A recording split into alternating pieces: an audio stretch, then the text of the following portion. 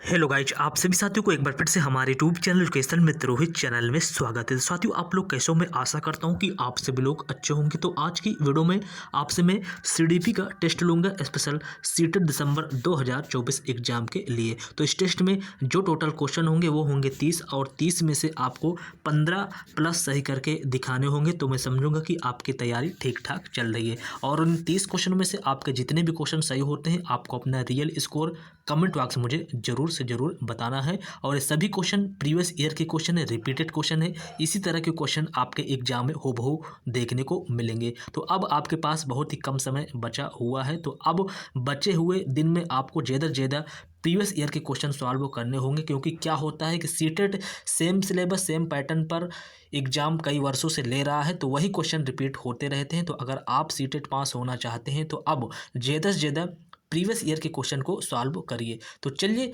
हम क्वेश्चन को स्टार्ट करते हैं और देखते हैं कि आज का टेस्ट का पहला क्वेश्चन क्या है। तो यहाँ पर आप लोग स्क्रीन पर देख सकते हैं कि पहला क्वेश्चन आपके सामने स्क्रीन पर है। विकास के बारे में निम्न में से कौन सा कथन सही नहीं है। तो आपको बताना है कि विकास के बारे में निम्न में से कौन सा कथन सही नहीं है। तो देखिए, बच्चे विभिन्न दरों पर विकसित होते हैं और विकास अपेक्षाकृत क्रमिक होता है, बिल्कुल सही बात है।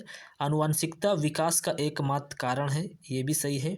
विकास निरंतर रूप से होता है, ये भी सही है। यहाँ पर बच्चे विभिन्न दरों पर विकसित होते हैं, यही जो है कथन सही नहीं है और नहीं यहाँ पूछा गया है, यानी गलत यहाँ पूछा गया है। तो पहला ऑप्शन यहाँ पर बिल्कुल करेक्ट हो जाएगा। चलिए अगला क्वेश्चन देखते हैं क्या है। तो अगला क्वेश्चन आपके सामने स्क्रीन पर है। क्वेश्चन यह है कि मानवीय क्षमताएं जैसे कि बुद्धि, समस्या समाधान और समालोचनात्मक चिंतन का सापेक्ष रूप से विकास के किस क्षेत्र के अंतर्गत अध्ययन किया जाता है।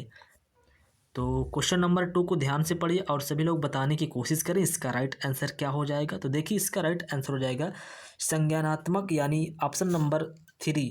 ऑप्शन नंबर 3 बिल्कुल करेक्ट हो जाएगा। चलिए अगला क्वेश्चन देखते हैं क्या है। तो अगला क्वेश्चन आपके सामने स्क्रीन पर है, जो अभिकथन और कारण से दिया गया है। तो चलिए अभिकथन को पढ़ते हैं। तो बच्चे केवल औपचारिक स्कूली शिक्षा द्वारा ही कौशल, मूल और रीतियाँ ग्रहण करते हैं। और कारण आर क्या दिया गया है? कारण आर दिया गया है बच्चों का समाजीकरण एक सरल व रेखीय प्रक्रिया है। तो यहाँ पर दोनों गलत है। तो किस ऑप्शन में है? ए और आर दोनों गलत है। तो यहाँ पर ऑप्शन नंबर 4 बिल्कुल करेक्ट हो जाएगा। नेक्स्ट क्वेश्चन देखते हैं क्या है। तो नेक्स्ट क्वेश्चन आपके सामने स्क्रीन पर है। चलिए क्वेश्चन को पढ़िए और सभी लोग बताने की कोशिश करें इसका राइट आंसर क्या हो जाएगा। तो क्वेश्चन जीन पियाजे से रिलेटेड है। तो क्वेश्चन ये है कि जीन पियाजे के अनुसार व्यक्ति किस अवस्था को प्राप्त करने के लिए समाधान की निरंतर खोज करने में लगा रहता है। तो इसका राइट आंसर हो जाएगा संतुलन, यानी ऑप्शन नंबर 1 बिल्कुल करेक्ट हो जाएगा। चलिए नेक्स्ट क्वेश्चन देखते हैं क्या है। तो नेक्स्ट क्वेश्चन आपके सामने स्क्रीन पर है। तो क्वेश्चन ये है, परिकल्पनात्मक निगमनात्मक तर्क किस चरण की विशिष्ट विशेषता है। यानी परिकल्पनात्मक निगमनात्मक तर्क किस चरण की विशिष्ट विशेषता है, आप सभी को बताना होगा। तो सभी लोग बताएं भाई इसका राइट आंसर क्या हो जाएगा। तो देखिए, इसका राइट आंसर हो जाएगा औपचारिक संक्रियात्मक चरण, यानी ऑप्शन नंबर 2 यहाँ पर बिल्कुल करेक्ट हो जाएगा। चलिए नेक्स्ट क्वेश्चन देखते हैं क्या है। तो नेक्स्ट क्वेश्चन आपके सामने स्क्रीन पर है। तो क्वेश्चन ये है कि जीन पियाजे के संज्ञानात्मक विकास के सिद्धांत के अनुसार किस अवस्था में बच्चे अनैच्छिक सहज क्रियाओं से ऐच्छिक क्रियाओं की ओर बढ़ना आरंभ करते हैं। सभी लोग बताएं भाई इसका राइट आंसर क्या हो जाएगा, कमेंट बॉक्स में छाप दें। और इन 30 क्वेश्चनों में से आपके जितने भी क्वेश्चन सही होते हैं आपको अपना रियल स्कोर कमेंट बॉक्स में मुझे ज़रूर बताना है। तो देखिए, इसका राइट आंसर हो जाएगा संवेदी कथ्यात्मक, यानी यहाँ पर ऑप्शन नंबर 1 बिल्कुल करेक्ट हो जाएगा। चलिए अगला क्वेश्चन देखते हैं क्या है। तो अगला क्वेश्चन आपके सामने स्क्रीन पर है। तो क्वेश्चन ये है कि हेंज दुविधा को सुनने के बाद 8 वर्षीय गुरप्रीत कहता है कि हेंज को पैसा चुरा लेना चाहिए क्योंकि उसे उसकी ज़रूरत है। नैतिक तर्क के किस स्तर पर बच्चे सही और गलत का फैसला व्यक्तिगत ज़रूरतों और चाहतों के आधार पर करते हैं। तो यहाँ पर राइट आंसर हो जाएगा यांत्रिक सापेक्षिक अभिमुखता, यानी ऑप्शन नंबर 2 यहाँ पर बिल्कुल करेक्ट हो जाएगा। चलिए अगला क्वेश्चन देखते हैं क्या है। तो अगला क्वेश्चन आपके सामने स्क्रीन पर है। क्वेश्चन यह है कि लेव वागोत्स्की के सिद्धांत को किस तरह का सिद्धांत माना गया है। जहाँ प्रश्न में लेव वागोत्सी दिख जाए और ऑप्शन में सामाजिक सांस्कृतिक दिख जाए, वहाँ पर आपको बिल्कुल करेक्ट कर देना होगा, यानी ऑप्शन नंबर 2 यहाँ पर करेक्ट हो जाएगा। चलिए अगला क्वेश्चन देखते हैं क्या है। तो अगला क्वेश्चन आपके सामने स्क्रीन पर है। क्वेश्चन नंबर ये 9वां है। तो क्वेश्चन ये है, लेव वागोत्सी के अनुसार बच्चों में संज्ञानात्मक प्रक्रियाओं को किसके माध्यम से सुगमता दी जाती है। तो यहाँ पर राइट आंसर हो जाएगा भाषा, यानी ऑप्शन नंबर 3 बिल्कुल करेक्ट हो जाएगा। चलिए नेक्स्ट क्वेश्चन देखते हैं क्या है। तो नेक्स्ट क्वेश्चन आपके सामने स्क्रीन पर है। चलिए क्वेश्चन को पढ़िए और सभी लोग जवाब देने की कोशिश करें, इसका राइट आंसर क्या हो जाएगा। तो क्वेश्चन ये है, शिक्षा को बाल केंद्रित बनाने के लिए निम्न में से क्या बदलाव जरूरी है। तो शिक्षा को बाल केंद्रित बनाने के लिए निम्न में से क्या बदलाव जरूरी है। तो यहाँ पर राइट आंसर हो जाएगा कंठस्थ स्मरण से क्रिया आधारित अधिगम की ओर, यानी ऑप्शन नंबर 2 यहाँ पर बिल्कुल करेक्ट हो जाएगा। चलिए नेक्स्ट क्वेश्चन देखते हैं क्या है। तो नेक्स्ट क्वेश्चन आपके सामने स्क्रीन पर है। तो क्वेश्चन ये है कि हार्वर्ड गार्डनर की बुद्धि के बारे में विचारों के अनुसार, तो हार्वर्ड गार्डनर के बुद्धि के बारे में विचारों के अनुसार हर व्यक्ति अपने आप में विभिन्न प्रकार की बुद्धियों के विविध स्तर निहित करता है, यानी ऑप्शन नंबर 4 यहाँ पर बिल्कुल करेक्ट हो जाएगा। चलिए अगला क्वेश्चन देखते हैं क्या है।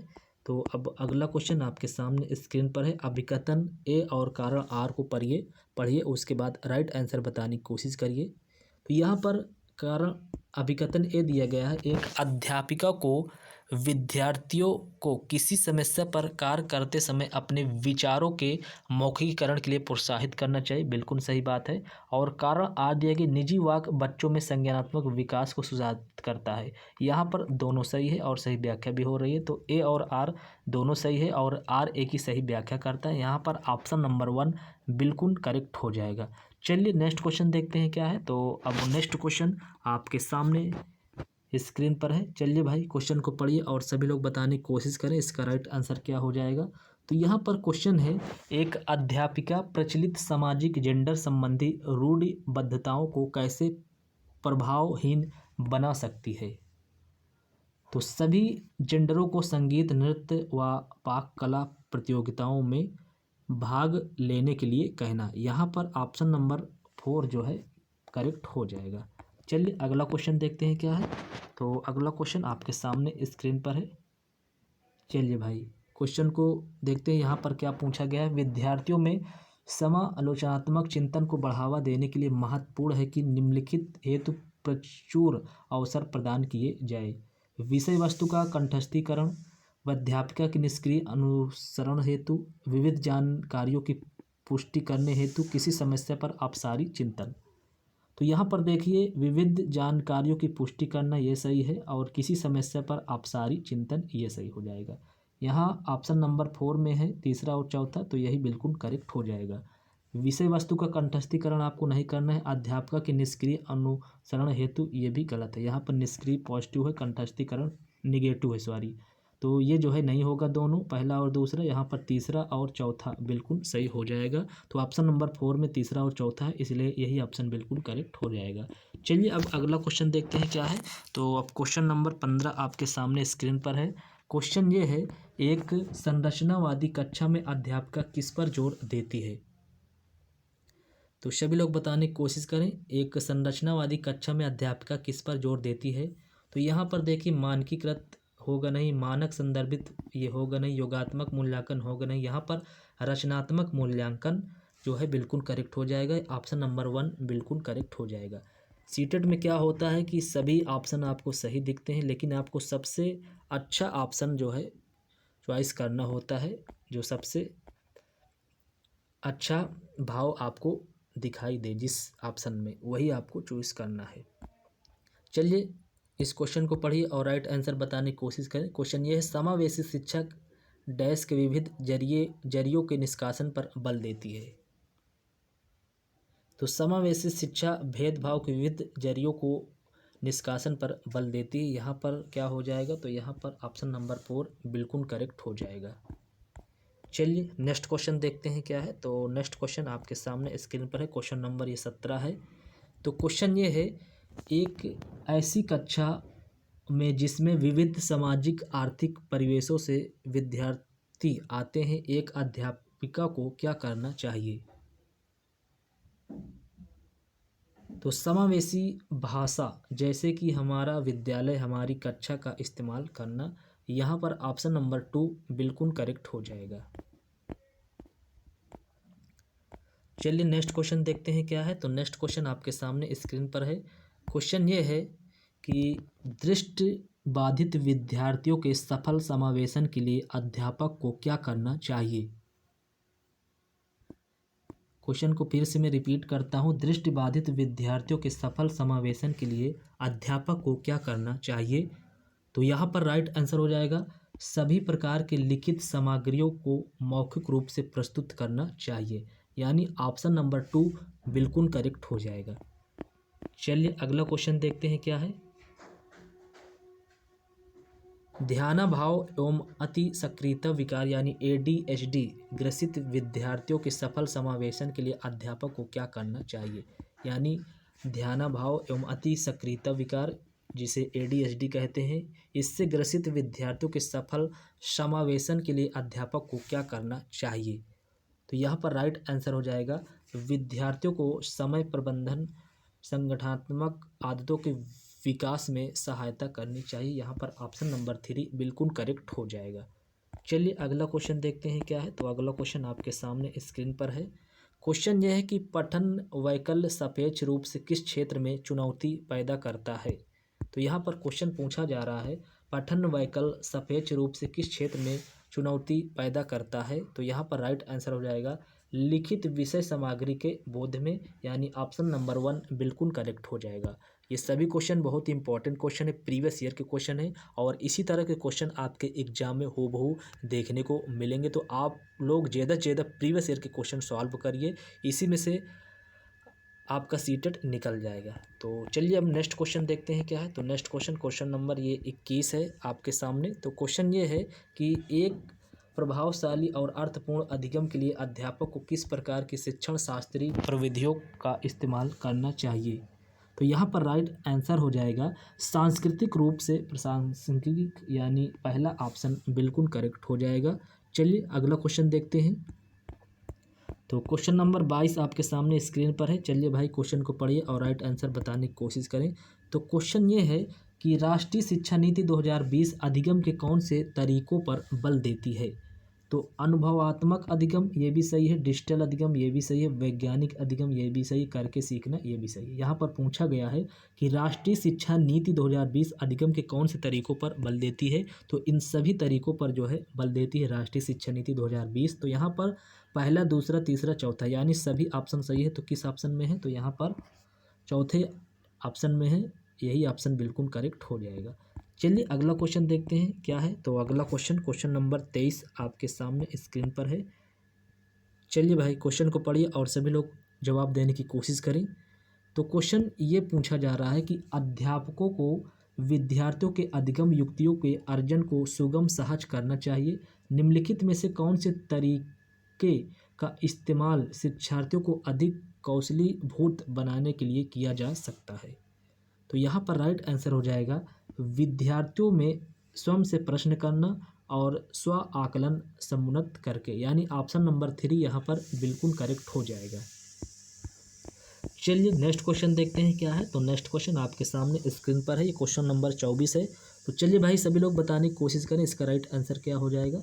तो क्वेश्चन ये है प्रभावशाली समस्या समाधान कारक होने के लिए अध्यापक को शिक्षार्थियों में किसके इस्तेमाल को हतोत्साहित करना चाहिए? हतोत्साहित करना चाहिए यहाँ पर पूछा जा रहा है। तो इसका राइट आंसर हो जाएगा अनुक्रिया समुच्चय, यानी यहाँ पर पहला ही ऑप्शन बिल्कुल करेक्ट हो जाएगा। नेक्स्ट क्वेश्चन देखते हैं क्या है। तो नेक्स्ट क्वेश्चन आपके सामने स्क्रीन पर है, क्वेश्चन नंबर ये 25 है। तो क्वेश्चन नंबर 25 ये है कि जल स्रोतों के बारे में चर्चा करते हुए रानी उत्तर देती है कि नल और फव्वारा पानी के मुख्य स्रोत है, उसका उत्तर किसका प्रतिनिधित्व करता है? तो उसकी समझ जो उसके अनुभव के आधार पर बनी, यानी यहाँ पर पहला ऑप्शन बिल्कुल करेक्ट हो जाएगा। चलिए अगला क्वेश्चन देखते हैं क्या है। तो अगला क्वेश्चन आपके सामने स्क्रीन पर है, ये क्वेश्चन नंबर 26 होगा। तो क्वेश्चन नंबर 26 ये है कि निम्नलिखित में से कौन सा अभिसंज्ञानात्मक कौशलों का भाग नहीं है। तो साथियों, अगर आप भी सीटेट दिसंबर 2024 की परीक्षा में सम्मिलित होने के लिए फॉर्म भरे हैं तो आप सभी लोग अब ज़्यादा से ज़्यादा प्रीवियस ईयर के क्वेश्चन सॉल्व करिए, क्योंकि आज 3 दिसंबर है और अब आपके पास बहुत ज़्यादा समय नहीं बचा हुआ है। तो अब बचे हुए दिन में आपको ज़्यादा से ज़्यादा प्रीवियस ईयर के क्वेश्चन सॉल्व करने होंगे। तो यहाँ पर क्या पूछा जा रहा है, कौन सा अभिसंज्ञानात्मक कौशलों का भाग नहीं है। तो यहाँ पर योजना भाग है, पर्यवेक्षण मॉनिटरिंग भाग है, मूल्यांकन भाग है, निष्क्रिय अनुकरण ये जो है आपका बिल्कुल नेगेटिव है। तो यहाँ पर नेगेटिव प्रश्न पूछा जा रहा है, तो नेगेटिव इसका उत्तर हो जाएगा। यहाँ पर चौथा ऑप्शन बिल्कुल करेक्ट हो जाएगा। चलिए अगला क्वेश्चन देखते हैं क्या है। तो अगला क्वेश्चन आपके सामने स्क्रीन पर है, क्वेश्चन नंबर 27 है ये। तो क्वेश्चन को चलिए पढ़ते हैं। तो क्वेश्चन ये है कि भावनाओं और संज्ञान के बारे में निम्न में से कौन सा कथन सही है। तो सीटेट कि जब भी आप लोग परीक्षा देने जाना तो ये ध्यान देना कि क्वेश्चन क्या पूछ रहा है, ये पॉजिटिव है कि नेगेटिव है। जल्दीबाजी में आपको तुरंत उत्तर नहीं देना है, क्योंकि लास्ट में सही और नहीं का आप लोग को विशेष ध्यान देना होगा। तो यहाँ पर पूछा जा रहा है भावनाओं और संज्ञान के बारे में निम्न में से कौन सा कथन सही है। सभी लोग बताने की कोशिश करें। तो यहाँ पर निराशा का उच्च स्तर संज्ञानात्मक दक्षता को समुन्नत करता है। यहाँ पर ऑप्शन नंबर 3 यानी जानकारी ग्रहण करने कौशल मनोदशा द्वारा प्रभावित होते हैं। यहाँ पर ऑप्शन नंबर 3 बिल्कुल करेक्ट हो जाएगा।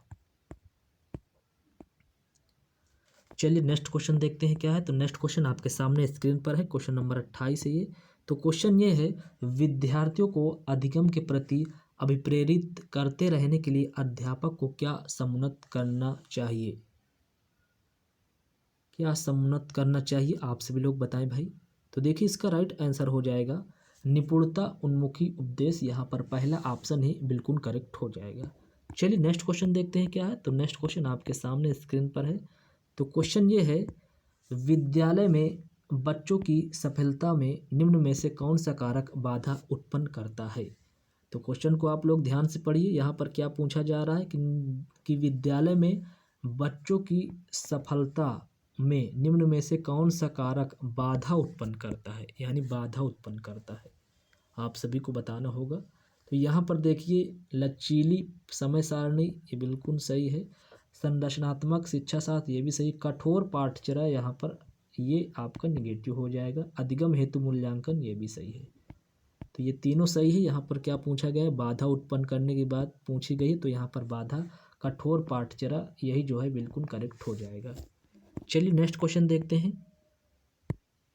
तो नेक्स्ट क्वेश्चन आपके सामने स्क्रीन पर है। क्वेश्चन ये है जो अभिकथन और कारण से है, और ये लास्ट क्वेश्चन भी है, सीडीपी का टेस्ट का लास्ट क्वेश्चन है। चलिए अभिकथन ए को पढ़ते हैं। तो यहाँ पर अभिकथन ए है, किसी अवधारणा को समझाते समय यह महत्वपूर्ण है कि विषय वस्तु का विद्यार्थियों के दिन प्रतिदिन के जीवन में से संबंध बनाया जाए। ये बिल्कुल सही बात है। और कारण आर दिए गए, अधिगम कंठस्थीकरण के माध्यम से बहुत प्रभावशाली होता है। यहाँ पर कंठस्थीकरण आ गया है तो ये जो है नहीं होगा। तो यहाँ पर ए सही है लेकिन आर गलत है। तो किस ऑप्शन में, तो ऑप्शन नंबर 3 में है, यानी ए सही है लेकिन आर गलत है। सो फ्रेंड्स ये रहे आपके सामने सीडीपी के पूरे 30 क्वेश्चन। तो इन 30 क्वेश्चनों में से आपके कितने क्वेश्चन सही हुए हैं, आपको अपना रियल स्कोर कमेंट बॉक्स में मुझे ज़रूर बताना है।